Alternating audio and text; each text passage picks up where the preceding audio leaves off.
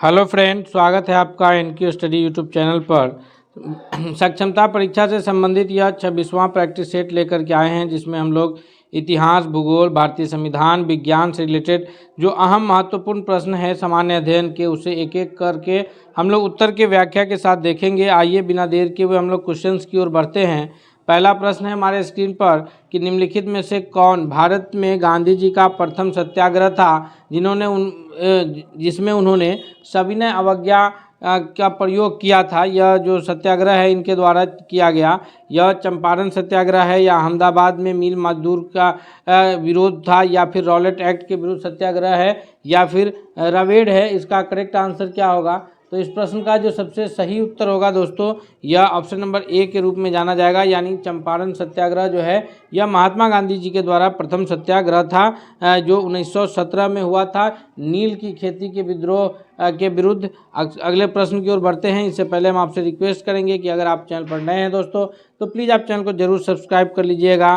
दूसरा नंबर प्रश्न है हमारे स्क्रीन पर कि चंपारण आंदोलन मुख्यतः किसके विरोध में था, यानी चंपारण आंदोलन का जो विरोध था वह भू राजस्व के विरुद्ध था या नकदी फसल के। ब्रिटिश सरकार, तो हम सभी जानते हैं कि ब्रिटिश सरकार ने जो है वह 3 कठिया प्रथा अपनाया था, यानी प्रत्येक 20 कट्ठों में से भारतीय किसानों को 3 कट्ठों में नील की खेती करनी पड़ती थी, जिससे भूमि जो है लगातार बंजर होते जा रहे थे। इसके विरुद्ध यह आंदोलन था, अर्थात जो चंपारण आंदोलन था वो मुख्यतः ब्रिटिश सरकार के विरुद्ध था।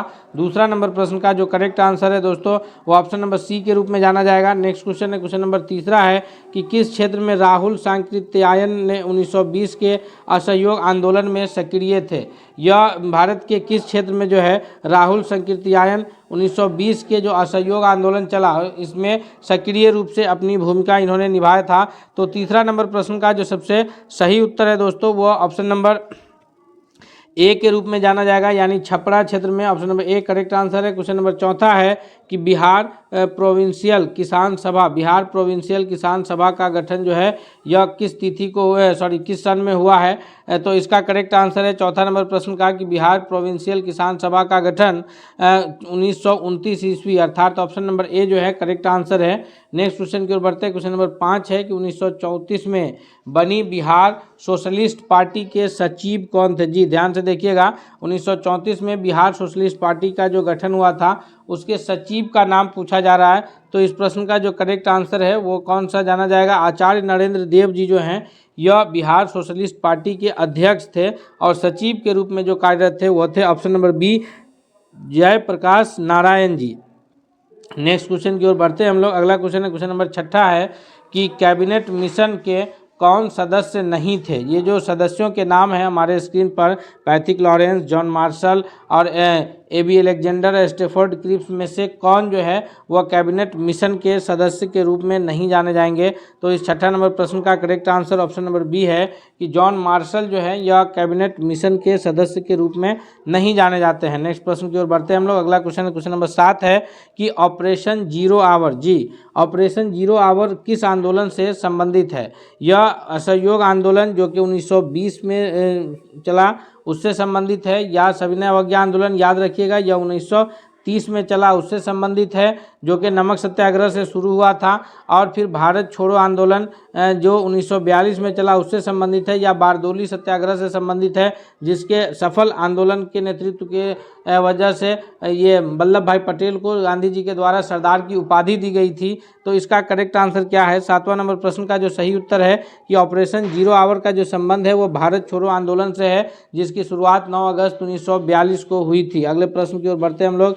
नेक्स्ट क्वेश्चन है, क्वेश्चन नंबर 8 है कि कश्मीर में जनमत संग्रह का निर्देश सुरक्षा परिषद द्वारा किस वर्ष किया गया था। कश्मीर जो वर्तमान में कश्मीर में जो ये जनमत संग्रह का निर्देश प्राप्त हुआ था यह सुरक्षा परिषद के द्वारा इसका करेक्ट ऑप्शन नंबर सी यानी 1948 के रूप में जाना जाएगा। नेक्स्ट प्रश्न की ओर बढ़ते हैं। अगला क्वेश्चन देखते हैं। तो क्वेश्चन नंबर 9 है कि व्यक्तिगत सत्याग्रह में कौन शामिल नहीं थे। जी प्रथम व्यक्तिगत सत्याग्रही के रूप में जो नाम आता है वो आचार्य विनोबा भावे का तो इसमें से कौन व्यक्ति जो है वो व्यक्तिगत सत्याग्रह में शामिल नहीं है। 9वां नंबर प्रश्न का जो करेक्ट आंसर है वो ऑप्शन नंबर डी के रूप में जाना जाएगा। कि जयप्रकाश नारायण जी जो है वह व्यक्तिगत सत्याग्रही के रूप में नहीं जाने जाते हैं, क्योंकि व्यक्तिगत सत्याग्रह में ये जयप्रकाश नारायण जी शामिल नहीं थे। जयप्रकाश नारायण जी जो आज़ादी के बाद अगर हम लोग बात करें तो इनका और भी योगदान बढ़ जाता है, संपूर्ण क्रांति का आह्वान करते हैं। इस प्रश्न के लिए जो करेक्ट आंसर है वो ऑप्शन नंबर डी है। नेक्स्ट क्वेश्चन है 10 है कि कांग्रेस अधिवेशन 1947 में देश के विभाजन को स्वीकार करने का प्रस्ताव किसने प्रस्तुत किया था। यानी कांग्रेस का जो अधिवेशन 1947 में हुआ उसमें देश के विभाजन को स्वीकार करने के लिए इस अधिवेशन में प्रस्ताव को किसने पेश किया था। जी 10वां नंबर प्रश्न का जो सही उत्तर है वो ऑप्शन नंबर सी के रूप में जाना जाएगा कि गोविंद बल्लभ पंत जी के द्वारा जो है यह प्रस्ताव पेश किया गया था। नेक्स्ट क्वेश्चन की ओर बढ़ते हैं। क्वेश्चन नंबर 11 है कि प्रथम विश्व युद्ध में अंग्रेजों का साथ देने के कारण गांधी जी को कौन सी उपाधि दी गई। प्रथम विश्व युद्ध जो 1914 से 18 के बीच चला था, जिसमें अंग्रेजों ने भारतीयों के साथ छल किया था। छल ये किया था कि ये उन्होंने कहा कि हम जो है विश्व युद्ध के पश्चात आपको आज़ाद कर देंगे अगर विश्व युद्ध में भारत जो है मित्र राष्ट्र जिसमें इंग्लैंड शामिल था उसका अगर साथ देता है तो विश्व युद्ध जीतने के बाद जो है वो भारत को स्वतंत्र घोषित कर देगा। इसमें जो है लोगों ने उन्हें साथ दिया, लेकिन वो ऐसा किए नहीं। तो 11वां नंबर क्वेश्चन का जो करेक्ट आंसर है उसके बाद जो गांधी जी को कैसर हिंद की उपाधि दी गई। और फिर जब 1919 में जलियांवाला बाग हत्याकांड हुआ तो उस वक्त गांधी जी ने जो है ये कैसर हिंद की उपाधि लौटा दी थी। रविंद्रनाथ टैगोर ने जो है वो सर नाइटहुड की उपाधि लौटा दी थी। तो ये सारी उपाधि जो है जलियांवाला बाग हत्याकांड के वक्त जो है लौटा दिया गया, जो कि गांधी जी को कब दिया गया था 1914 से 18 के बीच जो प्रथम विश्व युद्ध का ये हुआ उस दौरान अंग्रेजों ने इन्हें दिया था। नेक्स्ट क्वेश्चन है क्वेश्चन नंबर 12 है कि 1938 में सुभाष चंद्र बोस किसे अध्यक्ष चुनाव में हरा करके कांग्रेस के अध्यक्ष बने। तो 1938 में जो कांग्रेस की अधिवेशन था उस अध्यक्षता में जो गांधी जी के सदस्य के गांधी जी के जो ये रूप में जाने जाते हैं कि गांधी जी चाहते थे कि वो अध्यक्ष बने, तो वो उन्हें हरा करके सुभाष चंद्र बोस जो है वो भारतीय राष्ट्रीय कांग्रेस के अध्यक्ष बने थे। वह थे पट्टाभी सीतारमैया। यानी 12 नंबर प्रश्न का correct option option number B के रूप में जाना जाएगा कि पट्टाभी सीतारमैया को जो है वो सुभाष चंद्र बोस ने हरा करके और कांग्रेस के अध्यक्ष बने थे। नेक्स्ट क्वेश्चन है क्वेश्चन नंबर 13 है कि भारतीय शिक्षा आयोग ये 1882 का अध्यक्ष कौन था। 1882 में जो भारतीय शिक्षा आयोग आया है ये उस वक्त जो यहाँ शासन चल रहा था 1880 से 84 के बीच जो है वायसराय लॉर्ड रिपन का शासनकाल था। उस दौरान जो 1882 ईस्वी में आया था वो थॉमस रेले हैं, W हंटर, लॉर्ड मैकाले या सैडलर है। तो इसका जो करेक्ट आंसर होगा 13वां नंबर प्रश्न का वो कौन सा आंसर होगा। तो 13वां नंबर क्वेश्चन के लिए ऑप्शन नंबर बी होगा कि हंटर कमीशन जो है वो 1882 में आया था। भारतीय शिक्षा आयोग के रूप में हंटर कमीशन दो नाम से आता है, एक जलियांवाला बाग हत्याकांड की जांच करने के लिए बाद में 1919 में गठित होता है, दूसरा जो है हंटर कमीशन शिक्षा के लिए आया था 1882 ईस्वी में लॉर्ड रिपन के शासनकाल में। थॉमस रेले में जो रेले कमीशन आया 1904 में, जिसको विश्वविद्यालय आयोग के नाम से भी जाना जाता है, लॉर्ड कर्जन का शासनकाल था। और सैडलर आयोग जो है ये 1854 में आया था, जिसको उड्स डिस्पैच या सैडलर आयोग के रूप में जाना जाता है। आधुनिक शिक्षा का ये भारतीय शिक्षा का अंग्रेजों ने मैग्ना कार्टा कहा था इसे। अगले सवाल की ओर बढ़ते हैं हम लोग। नेक्स्ट क्वेश्चन है क्वेश्चन नंबर 14 है कि गुलामगिरी जो पुस्तक है यह किनके द्वारा लिखा गया है, कब और किसने लिखा है। तो गुलामगिरी पुस्तक के जो लेखक हैं वो कौन हैं। 14वां नंबर प्रश्न का जो सबसे सही उत्तर है कि गुलामगिरी पुस्तक के जो लेखक हैं वो ज्योतिबा फूले जी हैं, जो कि 1872 ईस्वी में लिखा गया है। यानी ऑप्शन नंबर बी 14वां नंबर प्रश्न के लिए सबसे सही उत्तर के रूप में जाना जाएगा दोस्तों। नेक्स्ट क्वेश्चन है क्वेश्चन नंबर 15 है कि विवेकानंद ने न्यूयॉर्क में किस संस्थान की स्थापना की थे। तो स्वामी विवेकानंद जी के द्वारा जो है न्यूयॉर्क में कौन सी संस्थान की स्थापना की गई है। इस 15वां नंबर प्रश्न का जो सही उत्तर है वो ऑप्शन नंबर डी है कि वेदांत सोसाइटी की स्थापना जो है ये विवेकानंद जी के द्वारा न्यूयॉर्क में किया गया है। दोस्तों हम लोग एक एक महत्वपूर्ण प्रश्न जो है ये NCERT और SCERT की किताबों से पढ़ करके आप लोगों के लिए तैयार किए हैं। इसलिए आपसे रिक्वेस्ट करते हैं कि अगर आपको ये वीडियो पसंद आ रहा है तो आप कमेंट करके ज़रूर बताइएगा। साथ ही साथ आपसे रिक्वेस्ट है कि अगर आप हमारे चैनल पर नए हैं तो प्लीज़ आप चैनल को जरूर सब्सक्राइब कर लीजिएगा, ताकि कोई भी अपडेट्स आए तो सबसे पहले आप तक पहुँचे। क्वेश्चन है 16 कि Tata iron and steel company की स्थापना सर्वप्रथम किस वर्ष की गई थी। ये Tata iron and steel company की जो स्थापना हुई है, एग्जैक्ट इसका जो तिथि है, ये वर्ष है, वह है ऑप्शन नंबर सी, यानी 1907 ईस्वी में जो है Tata iron and steel company की स्थापना की गई है। नंबर 17 है कि तंबाकू के सेवन से किस शासक ने प्रतिबंध लगाया था, यानी किस शासक ने तंबाकू का सेवन न करने हेतु जो है प्रतिबंधित कर दिया था तंबाकू के सेवन को, तो वह है जहांगीर, यानी ऑप्शन नंबर सी जो है वो करेक्ट आंसर है, जिन्होंने तंबाकू के सेवन पर पूरी तरह प्रतिबंधित किया था। नेक्स्ट क्वेश्चन की ओर बढ़ते हैं कि सरदार सरोवर परियोजना जो नर्मदा नदी पर ये कौन कौन से राज्य जो है सरदार सरोवर परियोजना से लाभान्वित हैं। 18वां नंबर प्रश्न का जो सही उत्तर है वो कौन सा है, तो सरदार सरोवर परियोजना से जो लाभान्वित राज्य हैं वह मध्य प्रदेश, राजस्थान, गुजरात एवं महाराष्ट्र, यानी ऑप्शन नंबर सी जो है वह करेक्ट आंसर होगा कि राजस्थान, मध्य प्रदेश, गुजरात और महाराष्ट्र राज्य जो है वह सरदार सरोवर परियोजनाओं से लाभान्वित राज्य हैं। याद रखिएगा, राजस्थान, मध्य प्रदेश, गुजरात और महाराष्ट्र। नेक्स्ट सवाल की ओर बढ़ते हैं। क्वेश्चन नंबर 19 है कि निम्नलिखित में से कौन एक सही सुमेलित नहीं है। जी, जो गलत सुमेलित है हमें उन्हें ढूंढना है। माही बजाज सागर परियोजना, या जो कि सही सुमेलित है चंबल परियोजना राजस्थान एवं मध्य प्रदेश में सही सुमेलित है। ब्यास परियोजना ये राजस्थान, पंजाब एवं हरियाणा में सही सुमेलित है। इंदिरा गांधी नगर परियोजना ये राजस्थान एवं पंजाब में ये गलत सुमेलित है, अर्थात 19वां नंबर प्रश्न का option number D correct answer होगा। क्वेश्चन नंबर 20 है कि जो पिंक रिवॉल्यूशन है, गुलाबी क्रांति, यह कौन से फसल के उत्पादन से संबंधित है। बहुत सारे फसलों के उत्पादन से अलग अलग जो है क्रांतियाँ हुआ है, जैसे खाद्य फसल गेहूं वगैरह के लिए हरित क्रांति है, दूध उत्पादन के लिए जो है श्वेत क्रांति है। तो इसी प्रकार से जो है जो गुलाबी क्रांति है ये पिंक रिवॉल्यूशन है, इसका जो संबंध है 20वां नंबर प्रश्न का वो ऑप्शन नंबर बी है कि झींगा मछली के उत्पादन से संबंधित है, यानी ऑप्शन नंबर बी जो है इसका करेक्ट आंसर है।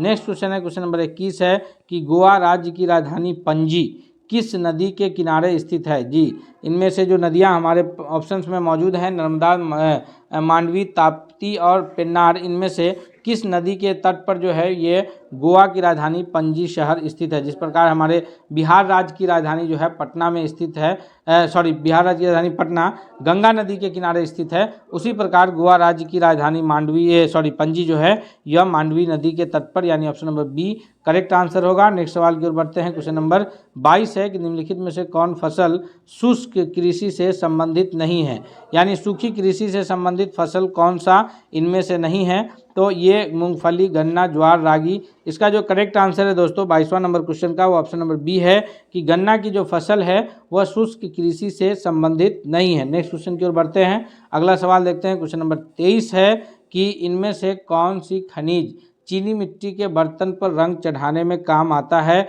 यानी वो चीनी मिट्टी के जो बर्तन होते हैं जिस पर रंग चढ़ाया जाता है उसमें मैंगनीज, अभ्रक, कोयला, लोहा, किसका रंग चढ़ाया जाता है। तो इसका correct answer option number A के रूप में जाना जाएगा कि मैंगनीज का जो है वो चीनी मिट्टी के बर्तन पर रंग चढ़ाने के कार्य में आता है। नेक्स्ट क्वेश्चन है 24 कि राइन जलमार्ग किन्हें जोड़ता है। जी, राइन जलमार्ग जो है यह इंग्लैंड को जर्मनी से जोड़ता है, या फिर जर्मनी को नीदरलैंड से, या बेल्जियम स्पेन, या इटली स्पेन। तो इस 24वां नंबर क्वेश्चन का जो करेक्ट आंसर है वो ऑप्शन नंबर बी है कि जर्मनी नीदरलैंड को जोड़ने का कार्य जो है वो राइन जलमार्ग के द्वारा किया जाता है। नेक्स्ट क्वेश्चन की ओर बढ़ते हैं हम लोग। क्वेश्चन नंबर 25 है कि किन दो देशों के बीच गैस पाइपलाइन बनाने पर विचार किया जा रहा है। जी, तो गैस पाइपलाइन बनाने पर जो विचार है प्रस्तावित है वह ईरान से भारत के बीच है, यानी ऑप्शन नंबर बी जो है इसका सबसे सही उत्तर है दोस्तों। 25वां नंबर प्रश्न के लिए सबसे सही उत्तर के रूप में ऑप्शन नंबर बी जाना जाएगा। नेक्स्ट क्वेश्चन है क्वेश्चन नंबर 26 है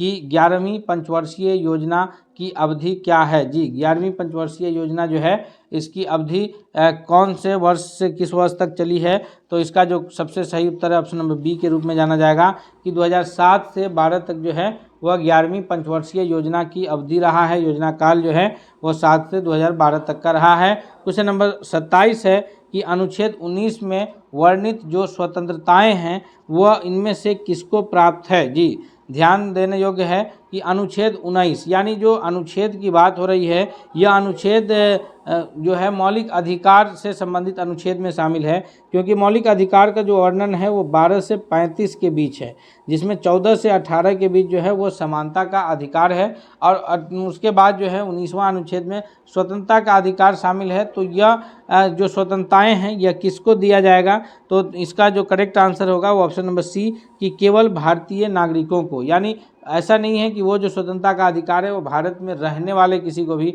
भारत में कोई भी निवास जो करेंगे तो हो सकता है कि वो दूसरे देश के नागरिक हों, किसी अन्य काम से शिक्षा पाने या फिर इलाज के लिए आए हों, तो उन्हें नहीं प्राप्त होगा। ये प्राप्त उन्हें होगा जो केवल भारत के नागरिक हो। ये भारत के नागरिक अगर किसी अन्य देश की नागरिकता प्राप्त कर लेते हैं तो फिर उन्हें भी वह स्वतंत्रताएं प्राप्त नहीं होगी, अर्थात ऑप्शन नंबर सी जो है वह करेक्ट आंसर होगा। क्वेश्चन नंबर 28 है कि निम्नलिखित में से किन्हें सर्वोच्च न्यायालय ने मौलिक अधिकार के रूप में मान्यता दी है। आवास का अधिकार, विदेश यात्रा का अधिकार, समान कार्य के लिए समान वेतन पाने का अधिकार। नीचे के कूट में जो है सही उत्तर कौन सा होगा, तो 28वां नंबर क्वेश्चन का जो करेक्ट आंसर है कि आवास का अधिकार, यानी हर व्यक्ति को जिंदा रहने के लिए रहने का जगह होने की आवश्यकता है। उसी प्रकार कोई भी व्यक्ति विदेश की यात्रा कर सकता है, यह अधिकार उसे प्राप्त है। ऐसा नहीं है कि कोई व्यक्ति जो है भारत का अगर नागरिक है तो उसे अगर किसी प्रकार का कोई उसके ऊपर ये नहीं है फिर भी वो विदेश का यात्रा नहीं कर सकता है। तो अगर उसे किसी प्रकार के कोई मामला जो है वो अगर अदालत में नहीं है तो विदेश की यात्रा करने का वो पूरी तरह अधिकार रखता है। उसी प्रकार अगर कोई व्यक्ति समान कार्य कर रहा है तो उसके बदले जो है उसे समान वेतन पाने का भी अधिकार है, अर्थात 28वां नंबर क्वेश्चन का जो करेक्ट आंसर कूट होगा वो ऑप्शन नंबर डी के रूप में जाना जाएगा कि ये सभी अधिकार जो है वो मौलिक अधिकार में निहित है। नेक्स्ट है क्वेश्चन नंबर 29 है कि निम्नलिखित मौलिक अधिकारों में किसे डॉक्टर BR अम्बेडकर ने संविधान का हृदय एवं आत्मा की संज्ञा दी है। यानी जो मौलिक अधिकार हमें प्राप्त है उनमें से किस मौलिक अधिकार को बाबा साहब भीमराव अम्बेडकर के द्वारा जो है यह कहा गया कि यह संविधान के हृदय एवं आत्मा है। तो इस 29वां नंबर प्रश्न का जो सही उत्तर है वह कौन सा है, इसका correct answer option number B के रूप में जाना जाएगा कि संवैधानिक उपचारों का अधिकार, यानी बी जो है सबसे सही उत्तर है।